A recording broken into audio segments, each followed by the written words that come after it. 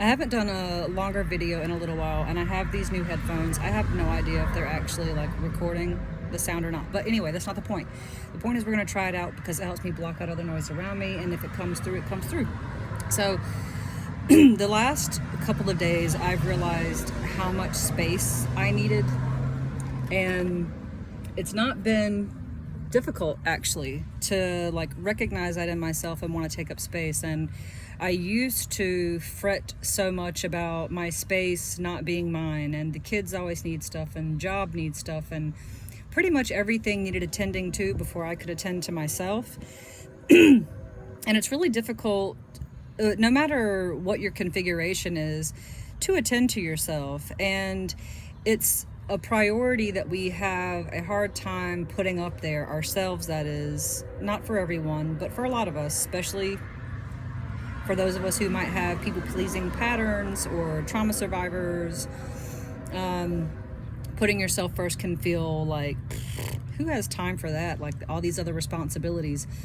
But what I can say as a testimony to the work that I do is because I started putting myself first, I have seen more growth, more joy, more fulfillment. I have tried more things, and not necessarily like I'm not getting on a plane or a train and traveling around everywhere, but I try on new clothes. I try on new hairstyles.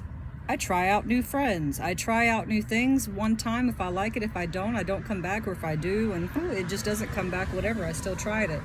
Like taking up a boxing lesson. Only did one, but like it was a fun experience, an experience I wouldn't have had otherwise unless I said, today's the day I'm going to go hang out with X new friend and do Y new activity.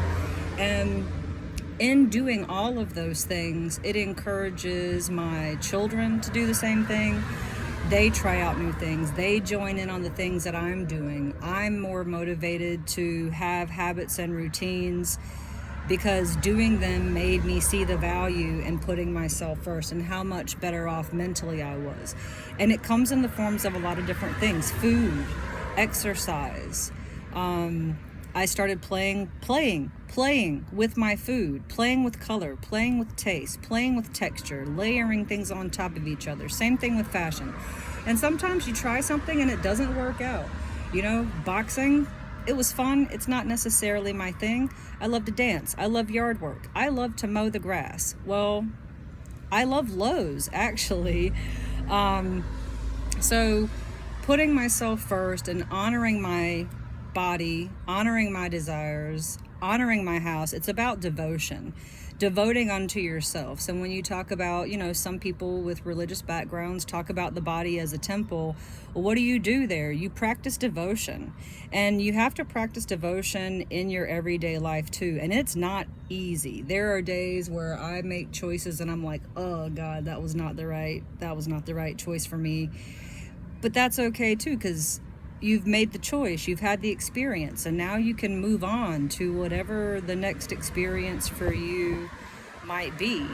And that's how you learn to discover yourself. So I think the thought I really had at the beginning of this recording was, it takes time to figure out who you are. So if you grew up without a good blueprint, or if you had a good blueprint and lost yourself along the way, and you're trying to reconnect with yourself and go like, who am I? What is it that I really like? What do I really enjoy? How can I have fulfillment and ease and playfulness in my life? Because right now it feels like the opposite of all that. Disempowered, extra tired, fatigued, physical ailments. I feel like I'm 60 and I'm only 35. Come talk to me. Work at the Healer's Nest. DM, Daryl Megan, Life Embodiment Coach. And I work with hardworking professional women. That's not to say I can't work with male clients or somebody who doesn't consider themselves like a professional career, like riding up the normal ladder kind of individual. Like, you're a hardworking professional woman, even if you're a stay-at-home mom, because that is a real profession. But I work with people on how to heal themselves. It's called the Healer's Nest. Healers, HEALER''S. And it's not just my nest. Whoever comes in the door, we have a limited time together. And in that limited time that we share. This is not meant to be like some therapy session that you're in for 20 years plus. I give you tools, I help you with mindsets, we connect with your core values, and start aligning the actions in your daily life to the goals that you actually want, to the way you want to feel. And it takes time. I am not the solution, but I do have tools, and it's a gift that I have to offer.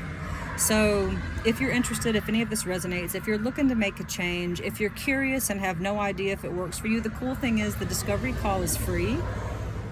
And if you absolutely hate it, well, that would be a real dinger, but it's been very seldom that I've worked with a client who didn't see the benefit, even if not for them, for somebody that they know who's going through the same thing. So it is a longer video. I'm not sorry that it's longer.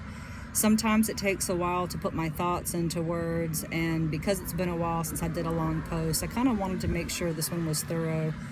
And I hope that if you are someone in a situation who's like, I have had enough of the current life that I'm living, that you are brave enough and you trust yourself just enough to try something new.